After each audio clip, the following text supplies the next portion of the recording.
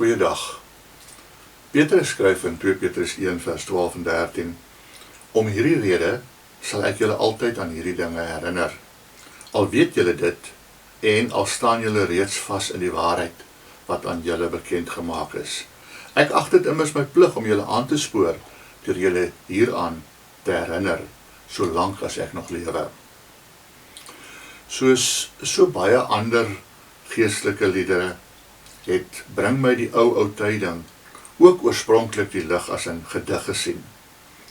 Daar is nie 'n vreeslike dramatiese storie daarachter nie, behalwe dat dit in 1866 geskryf is deur 'n Engelse evangelis, mevrou Catherine Hankey, terwyl sy in Londen na 'n ernstige siekbed aangesterk het. Dit is deur biskop G.W. Dwayne getoons het, nadat hy 'n jaar later by 'n internasionale YMCA-konferensie in Montreal, Canada, gehoor het hoe iemand die gedig voordra. Bring my die ou tyding is 'n eenvoudige lied, maar dit is vol geloofswaarhede. Lees byvoorbeeld die tweede vers. Bring my die tyding duidelik, dat ek dit kan verstaan. Vertel my hoe die Heiland my van die vloek ontslaan. Bring my die tyding dikwels, want ek vergeet so gou.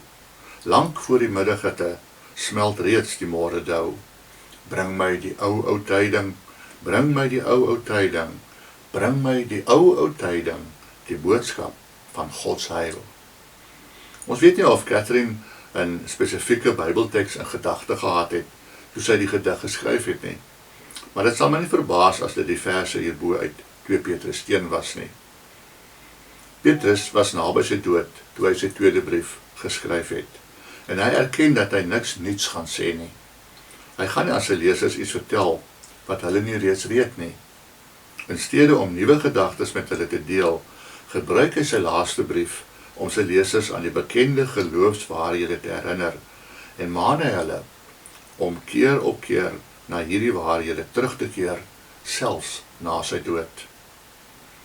Hoekom dink jy moet ons voortdurend aan geloofswaarhede herinner word? Petrus sê dat dit moontlik is om die waarheid te hoor, dit te glo, maar dit nie ons eie te maak nie.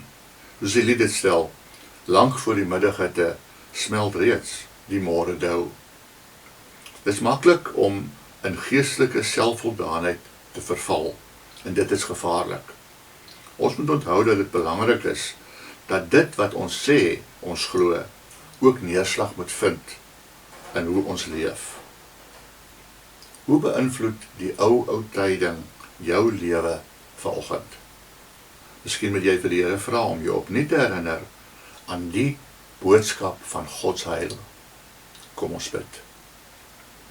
Here, dankie vir u wonderlike woord van waarheid en lewe. Gee dat ek nooit moeg sal word vir die ou tyding van u liefde vir my nie. Amen.